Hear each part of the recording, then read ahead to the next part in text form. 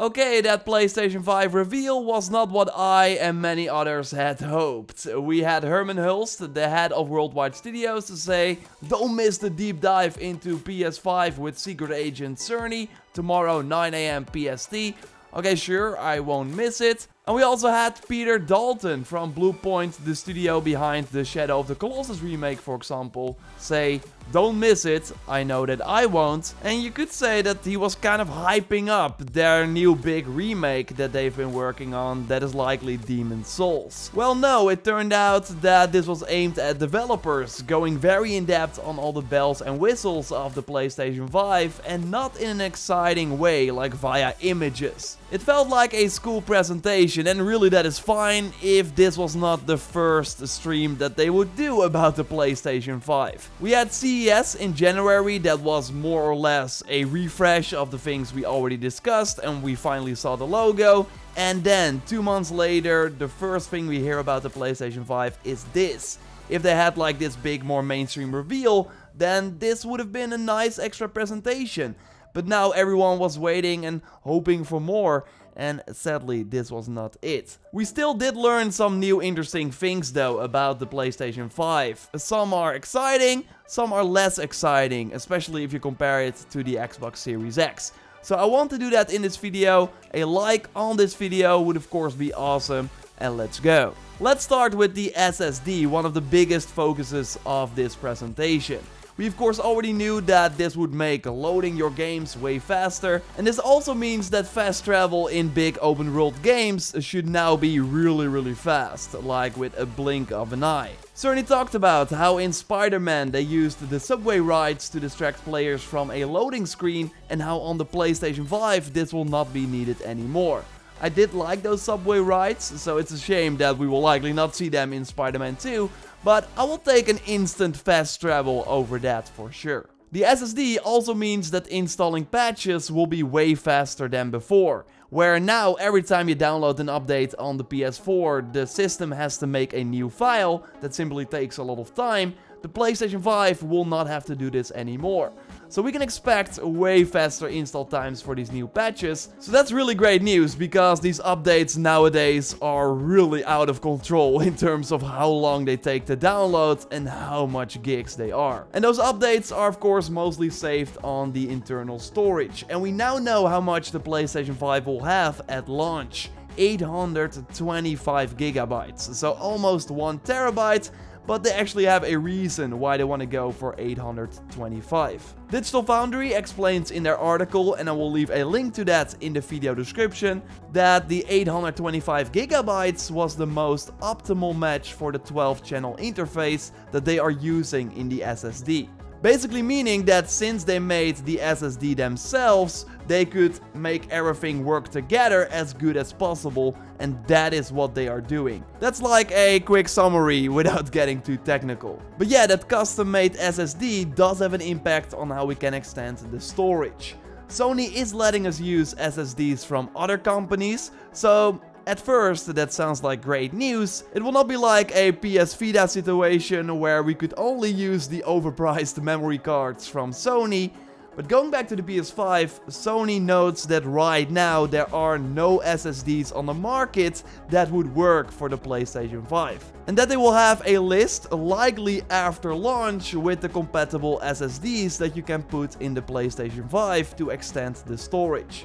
But yeah, those SSDs will likely be super expensive, because again, they don't exist right now. I actually like the Xbox approach a little more than this. Digital Foundry showed these expansion cards that the Series X will use, so you just have to buy that one with 1 terabyte and you are good to go. We don't know the price though of these cards, but I would bet that they are less expensive than what Sony is going to use. It is important to note though that the SSD from Sony should be a lot faster than what the Series X is going to use. John Linneman from Digital Foundry noted this on Twitter. Like the Series X loads State of Decay in 8 seconds, while the Xbox One X loads it in 50 seconds, the PS5 should be even faster. But yeah, the sad part is that we did not see that in action. I want a video like this. Again, Xbox has been really doing a great job of highlighting the awesome features of the Series X. I'm still kind of baffled by Sony's approach after this presentation. But yeah, let's go back to the 825 gigs, because that will be the amount that we will be using to install all our games around launch and after as well, if we do not buy a likely very pricey extra compatible SSD. And again, we won't even know what SSD is compatible when the system comes out. Sony did confirm that an external HDD will work on the PlayStation 5, but yeah, you see the insane differences here. Meaning that you will not have the fast loading times and other PS5 features if you read the game from an external hard drive. You can of course put your PS4 games on the internal SSD from the PS5, and then you do have all the benefits. But from my understanding, you cannot put a PlayStation 5 game on an external hard drive, because they have to be stored on the PlayStation 5 SSD. I now got 2 terabytes worth of games on my PlayStation 4 Pro, meaning that we really gotta be more picky on the PlayStation 5 and choose the games that we want to install and the others that we want to delete. Unless they can maybe cut the amount of space that games require, that would be a huge thing. And of course, installing a game on the PlayStation 5 internal SSD should be way faster than it is on the PlayStation 4 right now. Also worth noting is that PlayStation 4 backwards compatibility is not as I hoped. Sony now said that almost all the games of the 100 most played PS4 games will work at launch. The reason is that the boost that the PS5 provides to these games can simply be too powerful for older code. Meaning that they have to test games on a game-by-game basis. So there is totally a chance that your favorite PS4 game that maybe not a lot of people play or that came out a few years back will not work on the PlayStation 5 at launch. I mean, I get that they want to make sure that everything works properly, but on the Xbox side, they already confirmed that all the Xbox One games will work on the Series X and immediately have a boost when you play them on that next-gen system. On top of that, the Series X also lets you play games from the 360 era and the OG Xbox generation, while it seems like Sony will only support PS4 backwards compatibility. Like, nothing was said during this presentation about PS3, PS2 or PS1 backwards compatibility, and Jason Schreier from Kotaku, who of course knows his stuff, already said to Mitch Dyer that he should not get his hopes up for old-gen backwards compatibility. So yes, kind of seems like a PSN name change situation, where just not everything works from the get-go. Although I really hope, of course, that they can add full support for most of the PS4 games extremely fast after the release. But yeah, despite those few things that I'm not keen on or kind of worried about, the PlayStation 5 is still looking very great, like, don't get me wrong. And Jason also noted that he heard from one developer that this was the most exciting hardware in 20 years. And really, it seems like the SSD is changing game design in more ways than we can think of right now. It would have been cooler if we actually got to see that through a more meaningful presentation than some drawings, but I rest my case. In terms of specs, it looks like this. IGN has a nice comparison on their website that I will also link to in the video description.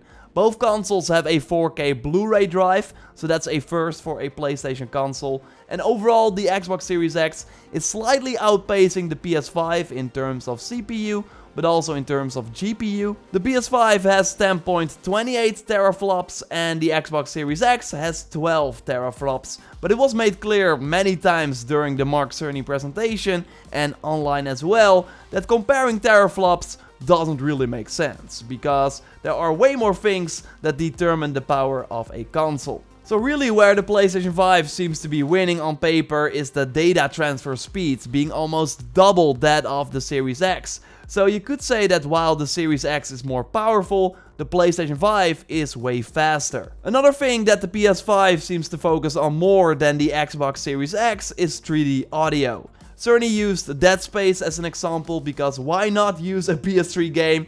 I mean, EA could totally be doing a remaster trilogy this year, but yeah, why not use a PS5 game? Either way, in these types of games, on the PS5, we should be really able to hear where the enemies are, even with a regular headset, while normally you really needed a 3D audio headset. There should be multiple options when you boot up the PlayStation 5 to select the settings that work best for your setup, and Sony wants to support the TV speaker and soundbars with multiple speakers as well at a later date. And the console still seems to launch this holiday, by the way, despite everything that is going on in the world right now.